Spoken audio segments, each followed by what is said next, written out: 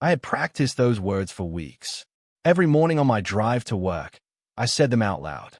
Every night before falling asleep, I imagined Vanessa smiling, grabbing my hand, and saying, "I knew you could do it." That picture stayed in my head for months. It was the reason I finally gathered enough courage to tell her. When Ethan texted our group that we should all meet for dinner after work, I smiled. Maybe tonight was the right night. Maybe this would be the beginning of everything. "You've been smiling all day," Ethan said as we sat down. He leaned back in his chair. "What's going on?" I laughed. "You'll find out." Vanessa looked at me. "Now I'm curious." "You'll hear it with everyone else." Mark grinned. "Don't tell me you're getting married." Sophia smiled. "If that's true, I'm ordering dessert." Vanessa laughed. "Slow down. He hasn't even said anything." The waiter brought our food. Everyone talked about work, vacations, and rising prices. I barely heard any of it. My heart kept beating faster. Finally, I cleared my throat. "I've got something I want to share."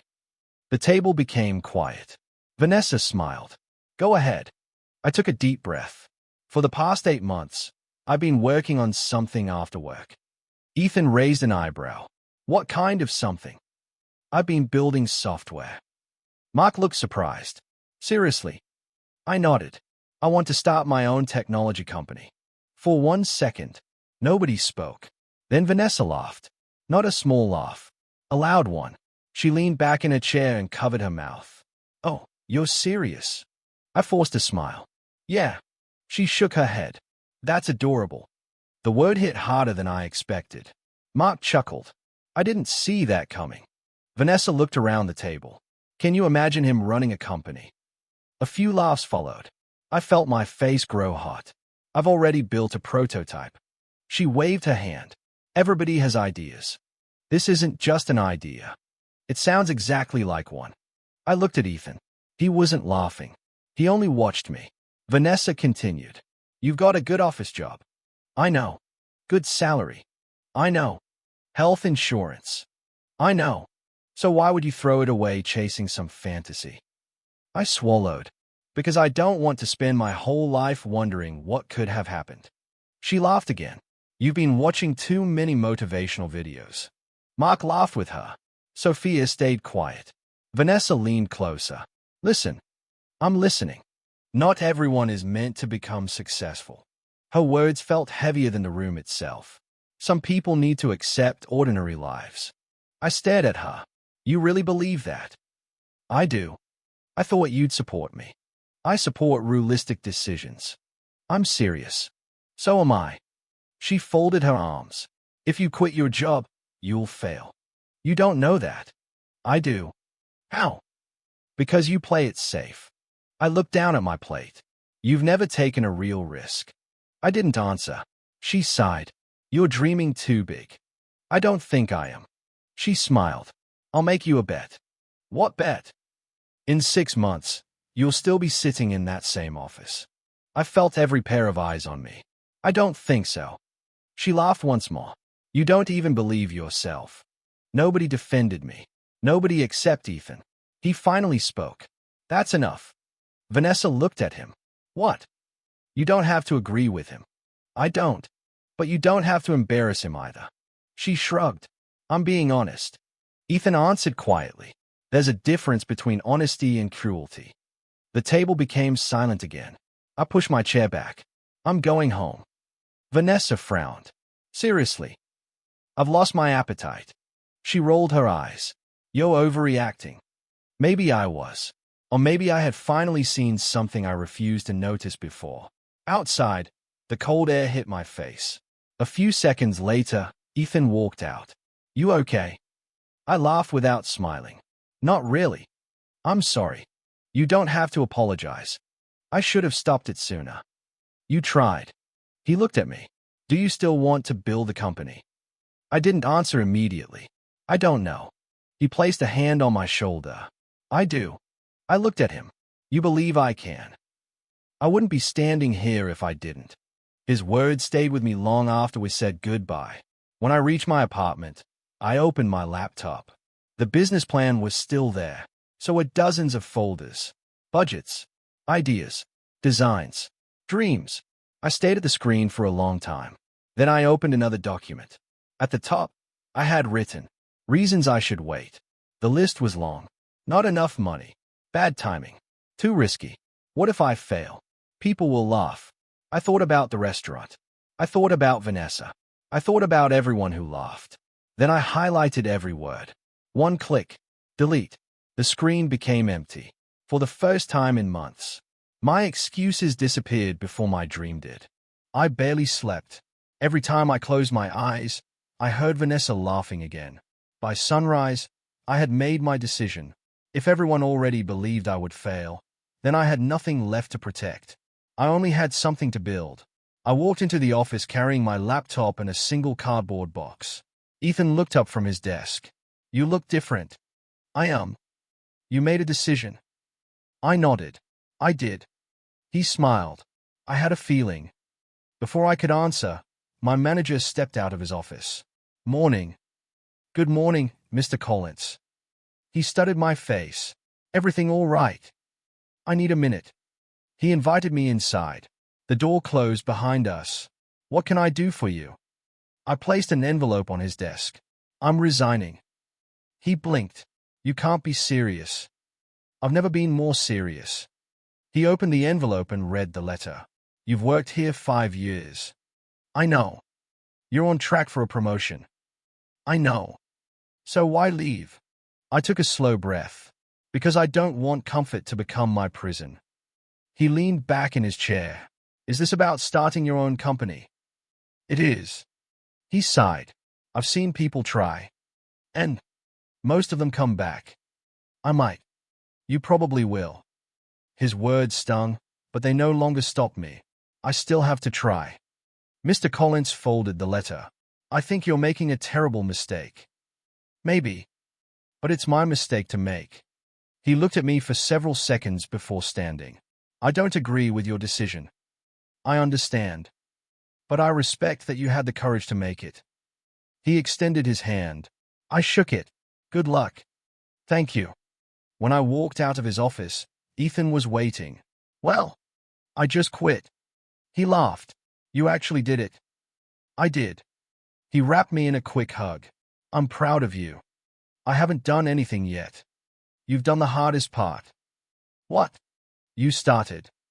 That afternoon we carried my box to my car. So what's next? Ethan asked. I've got a tiny apartment. And a folding table. And a laptop. He grinned. Sounds like a company to me. I laughed for the first time in 2 days. That evening my phone buzzed. Vanessa. I answered. So. I heard you quit. News travels fast. She laughed softly. I give you 3 months. Maybe. No. I'll be fine. You'll come crawling back to your old job. We'll see. I almost feel sorry for you. I don't need sympathy. You're going to need something. She ended the call before I could answer. I stared at the screen for a moment, then put the phone face down. I don't need her approval anymore, I whispered. The apartment was smaller than I remembered. A folding table stood in one corner. A second-hand chair squeaked every time I moved. My savings looked smaller every day. Still, I opened my laptop. A blank screen waited for me. So, I said to myself, let's build something worth believing in. Hours passed. Lines of code slowly filled the screen. Some worked. Most didn't. I rubbed my eyes. This is harder than I imagined. A knock interrupted me. When I opened the door, Ethan stood there holding 2 paper bags. I brought dinner. You didn't have to. I know. He walked inside. You also forgot to buy groceries. I smiled. How did you know? Because I know you. We ate sitting on the floor. He looked around the apartment. It isn't much. Not yet. He nodded. Tell me what you need. I can't pay you. I didn't ask. I can't promise success. I didn't ask. I looked at him. What are you asking? He smiled. Let me help. You do that. I believe in your dream. His words meant more than he probably realized. No one else had said them. Not even once. The following week introduced me to another surprise. Ethan handed me a business card. You should meet her. Who? Grace. What does she do? She's an accountant. I can't afford an accountant. Talk to her anyway. A day later, I met Grace in a small neighborhood cafe. She smiled warmly. So you're the guy chasing the impossible. I guess that's me. She laughed. I like impossible. I relaxed a little. Ethan had been right. For the first time since leaving my job, I felt like I wasn't building my future alone. The investor closed my presentation folder and slid it back across the table. I'm sorry, he said. It isn't the right fit. I forced a smile. I understand. No hard feelings. I'll survive. Outside the building, I checked my email. Another rejection.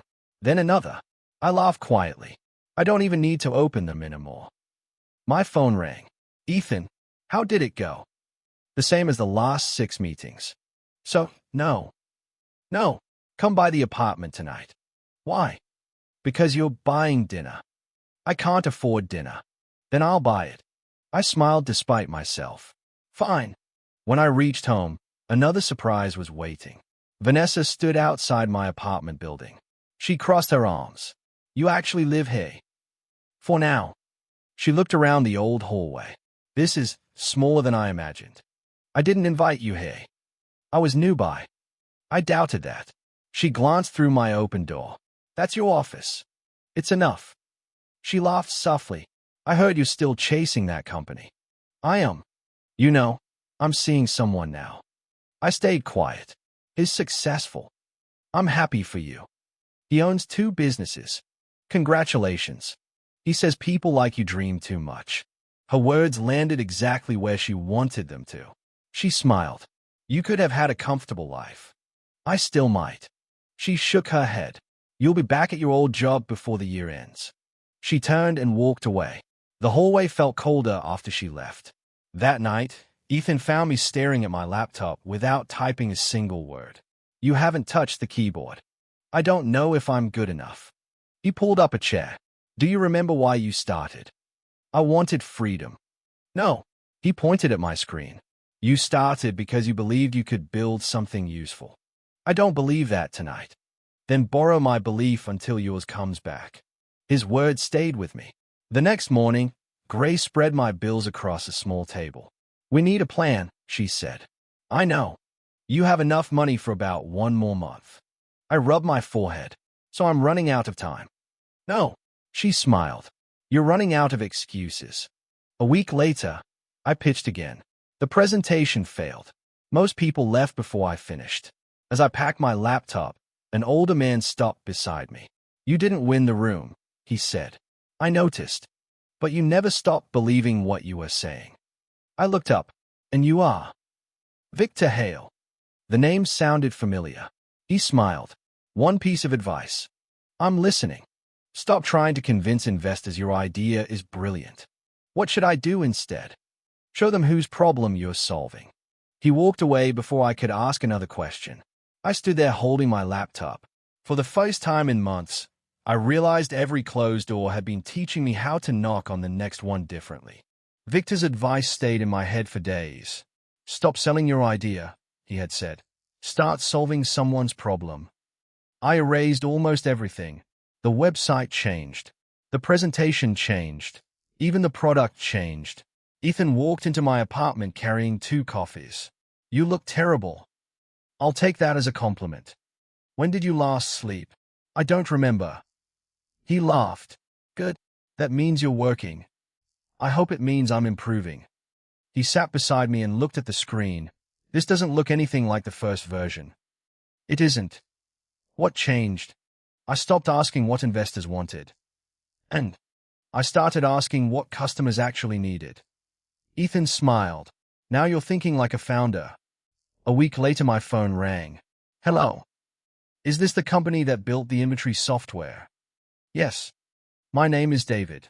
I own a small warehouse. I sat up straight. How can I help you? I watched your online demo. My heart started racing. And I think it could solve a problem we've had for years. I almost dropped the phone. You'd like a demonstration? I'd like a meeting. I'll be there. After hanging up, I stared at the wall. Then I shouted, "Ethan!" He ran into the room. "What happened?" "We have a meeting. A real one. A real customer." He grinned. "I told you someone would see it." The meeting lasted almost 2 hours. David asked difficult questions. I answered everyone honestly. Finally, he closed his notebook. "I'll take it." I blinked. "I'm sorry. I want your software." "You do?" "Yes." He extended his hand. "Let's work together." I shook it with trembling hands. "My first client." "My first happy customer," he corrected. Walking outside, I called Ethan immediately. "We did it. You sound like you're crying." "I might be." "You earned it." Back at the apartment, Grace was already waiting with her laptop. "Good news." "The best news." I handed her the signed agreement. She smiled. "This changes everything." "Does it?" "It buys us time." She opened a spreadsheet. "We can pay next month's bills." I laughed. "That sounds wonderful." "It also means your business is officially real." For the first time, those words felt true. Over the following weeks, David recommended me to another business owner. Then another. Small contracts slowly became steady work. The office was still my tiny apartment. The furniture was still cheap, but hope had replaced fear. One evening my phone buzzed with a social media notification. Vanessa had posted another vacation picture. A luxury hotel. An expensive car. A smiling caption about living the dream. Months earlier I would have stared at every photo. This time I locked my phone. "Ethan noticed. You didn't even react." "I guess I stopped comparing my life to hers." He nodded. "That's progress." "It feels strange." "It should." A few days later, Grace introduced me to someone new. "This is Olivia Brooks." A confident woman stepped forward with a warm smile. "I've heard good things about your company." "I hope they are true." "They are," she said. "Your marketing isn't." I laughed. "You're honest." "I save that for people with potential." She looked around my tiny office. "You've built something valuable." "It doesn't look like much." "It doesn't have to." She smiled confidently. "My job is making sure the right people notice." For the first time since that painful night at the restaurant, I stopped wondering whether Vanessa believed in me. I started caring whether my customers did. And that changed everything. The office felt different. Not because the walls had changed, because the silence had. Months ago, I could hear every click of my keyboard. Now I heard conversations, phones ringing, people laughing, work getting done. I stood near the entrance for a second, simply watching. Ethan walked over carrying 2 cups of coffee. "You've been standing there for a full minute." "I know." "You okay?" I smiled. "I remember when this company was one folding table." He handed me a cup. "And now you need more desks." "I still can't believe it." "You should." "I spent so long waiting for everything to fall apart." Ethan laughed. "Maybe it's finally time to expect good things." Before I could answer, Olivia stepped into the room with a folder tucked under her arm. "We've got another meeting." "With who?" "A group of investors." I looked at her. The same kind of people who kept rejecting me. The very same. I couldn't help smiling. Funny how success changes their schedule. Olivia returned the smile. "It changes their confidence." The meeting lasted nearly 2 hours. This time, nobody looked bored. Nobody checked their phone. Nobody interrupted me halfway through my presentation. When I finished, one investor leaned forward. "Would like to discuss funding." I remembered carrying my laptop from one rejection to another. Now they were asking how soon we could meet again. Life really could change. That afternoon, Grace walked into my office. "You should see these numbers." She placed several reports on my desk. "We're profitable." I stared at her. "Say that again." "We're profitable." I laughed. "I've waited a long time to hear those words." "You earned them." "No." I shook my head. "We earned them." Grace smiled. "I'll accept that." My phone vibrated.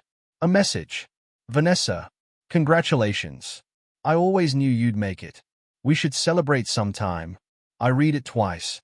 Then I laughed quietly. Olivia noticed. Good news. Interesting news. I handed her my phone. She read the message and looked back at me. Did she really write that? She did. Were we living in the same world a year ago? I don't think so. Olivia placed the phone back on my desk. Be careful. Why? Sometimes people don't miss you. What do they miss? The version of you they think can improve their life. Her words settled in my mind. That evening, Ethan knocked on my office door. You've been quiet. I got a message from Vanessa. And she says she always believed in me. He almost spilled his coffee laughing. I'm sorry. It's fine. No, it isn't. He looked me in the eye. I was there. I know. I remember exactly what happened. So do I. He nodded. Don't let someone rewrite your memories. I leaned back in my chair. I won't. A week later, Olivia walked in carrying a magazine. You made the business section. I took it from her. My picture filled half the page. The headline talked about perseverance, risk, and building a company from nothing. It felt strange. People saw the success. Very few had seen the fear. The sleepless nights. The unpaid bills. The moments I nearly gave up. The next morning my assistant stepped inside. Rachel Kim is here. Rachel Kim. The journalist. I nodded. Send her in. She entered with a notebook and a friendly smile. Thank you for meeting with me. My pleasure. She switched on a recorder. Everyone wants to know the secret behind your success. I smiled. There isn't one. No secret. Just thousands of small decisions. She nodded. Were you ever told your dream was impossible? I looked out the office window. Many times. What kept you going? I thought about Ethan, Grace, Olivia, and even Vanessa. I finally stopped asking for permission to believe in myself. Rachel lowered her notebook. That's going to stay with a lot of people. After she left, I stood by the window. The city looked exactly the same. I didn't. For the first time, I understood something that no award, investment, or headline could teach me. The greatest revenge was never proving someone wrong.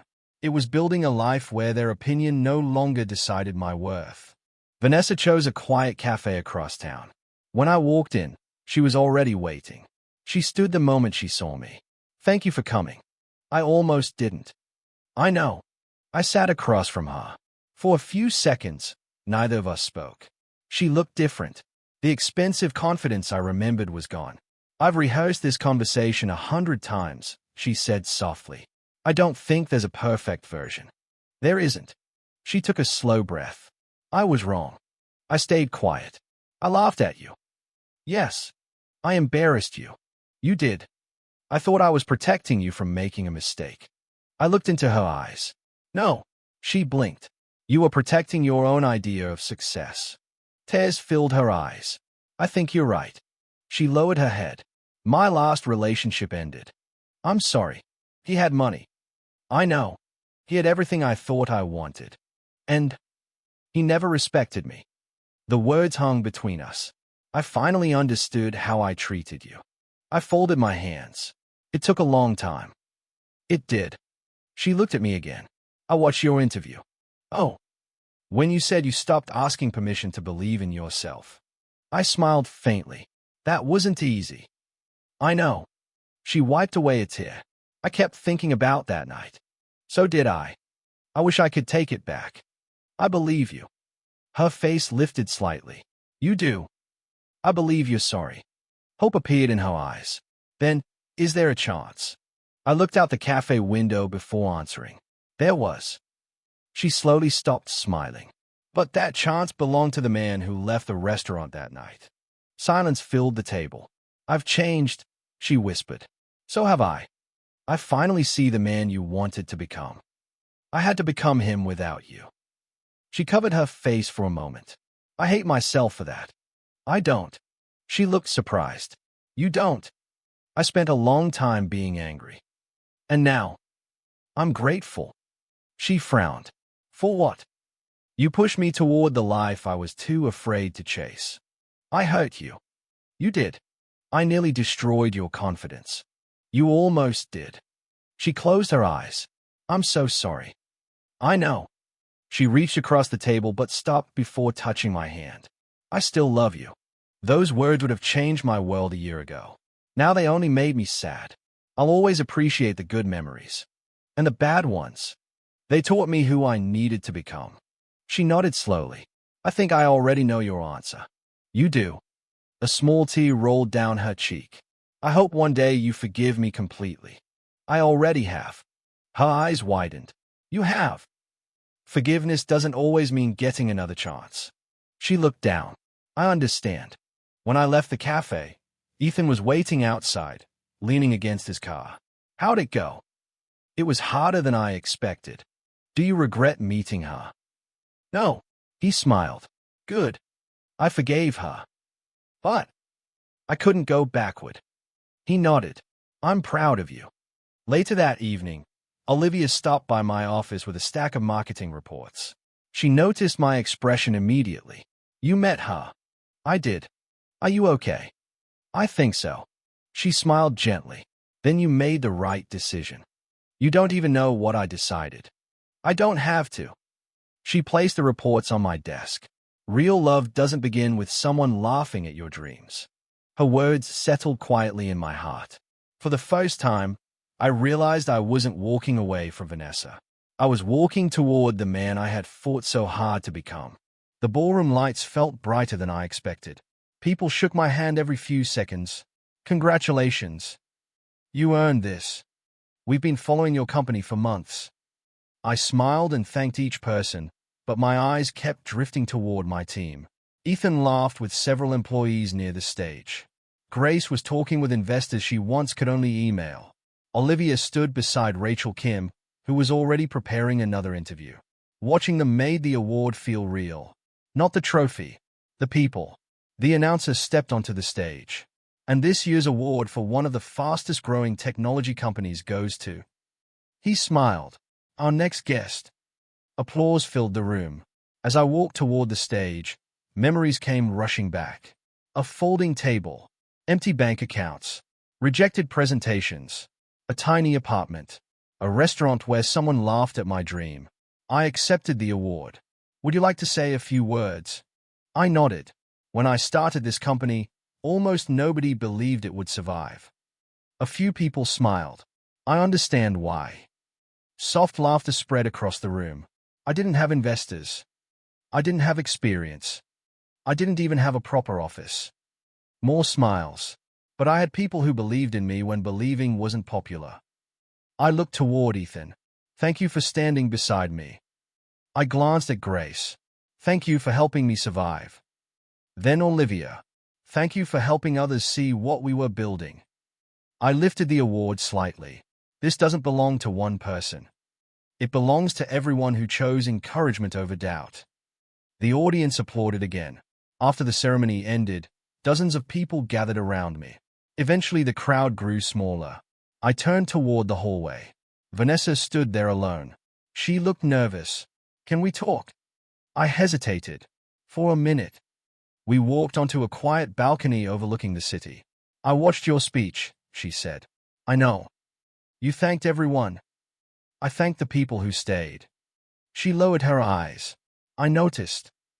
The silence lasted several seconds. Finally, she spoke again. I would give anything to go back. Back where? That dinner. I didn't answer. I keep replaying it. She swallowed. If I had supported you. She couldn't finish the sentence. I looked across the city lights. We can't rewrite our lives. I know. I laughed at the dream everyone is celebrating tonight. Yes. I was cruel. You were. I thought I was being realistic. I nodded slowly. I believed that too for a while. She looked at me with tears in her eyes. Do you still hate me? I smiled gently. No, you don't. I haven't hated you for a long time. Why?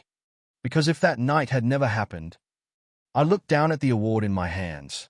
I might never have found the courage to change my life. She wiped away another tear. So I pushed you toward this. You did. I wish I hadn't. I don't. She stared at me. I lost you. You lost the version of me who needed someone else's approval. Her shoulders fell. I understand. I hope you find happiness. I hope you do too. She gave a small, sad smile. I think you already have. She turned and slowly walked back inside. I watched her disappear into the crowd. For the first time, I didn't feel anger. Only gratitude for the lessons life had forced me to learn. Some opportunities return. Some never do. And sometimes the greatest victory isn't making someone regret losing you. It's reaching a place where you no longer need them to. Months passed more quickly than I expected. The company kept growing. New clients arrived. New employees joined. Awards filled one shelf in my office. Yet none of those things felt like the greatest achievement anymore. One morning, Ethan walked into my office carrying 2 coffee cups. I've got something to ask. I smiled. Go ahead. He placed a folder on my desk. I've helped build this company from the beginning. You have. I never wanted recognition. I know. He took a deep breath. But if you're still willing. I looked at him. I'd like to become your partner. I laughed. You should have asked months ago. His eyes widened. Really? I stood and held out my hand. You believed in me before anyone else. He shook it firmly. Welcome home, partner. Grace leaned through the open doorway. Does this mean I need to print new business cards? It does, I said. She smiled. I'll have them ready this afternoon. A few minutes later, Olivia joined us with her tablet tucked under one arm. I leave for one meeting, and you two make life-changing decisions. Ethan grinned. We finally made it official. Olivia looked at me. Congratulations. Thank you. She smiled warmly. You've built more than a company. What have I built? A place where people actually believe in each other. Her words stayed with me. A week later, I accepted an invitation to speak at a local business workshop. The audience was filled with young entrepreneurs. One nervous man raised his hand. What if everyone thinks my idea is impossible? I smiled. They probably will. The room laughed softly. So what should I do? I remembered the restaurant, the laughter, the embarrassment, the fee. Then I answered, don't ask whether people believe in your dream. I paused. Ask whether you're willing to keep working even when they don't. Several people nodded. After the event ended, a college student stopped me near the exit. Your story gave me hope. I smiled. Then every difficult day was worth it. On my way home, I drove past the restaurant where everything had changed. I parked across the street. For a long moment, I simply looked at the building. I expected old anger, old pain, old embarrassment. None of it came. Instead, I smiled. That night had broken my confidence, but it had also forced me to choose courage over comfort. Without that painful moment, I might still be living someone else's definition of success. My phone buzzed. It was Ethan. Dinner? Absolutely. Same place as always. I'll be there. I started the car and pulled away. As the restaurant disappeared in my mirror, I realized something important. Success had never been about making Vanessa regret her decision. It had never been about proving strangers wrong. It wasn't even about money. Real success was waking up each morning excited about the life I had built. It was trusting myself.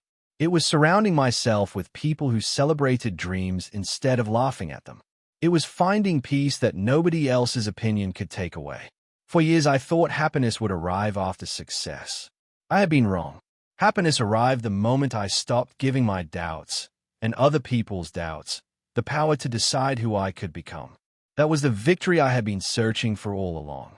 Months passed more quickly than I expected. The company kept growing. New clients arrived. New employees joined. Awards filled one shelf in my office. Yet none of those things felt like the greatest achievement anymore. One morning, Ethan walked into my office carrying 2 coffee cups. I've got something to ask. I smiled. Go ahead. He placed a folder on my desk. I've helped build this company from the beginning.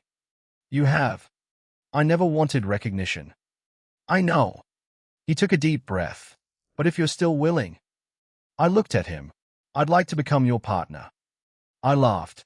You should have asked months ago. His eyes widened. Really? I stood and held out my hand. You believed in me before anyone else. He shook it firmly. Welcome home, partner.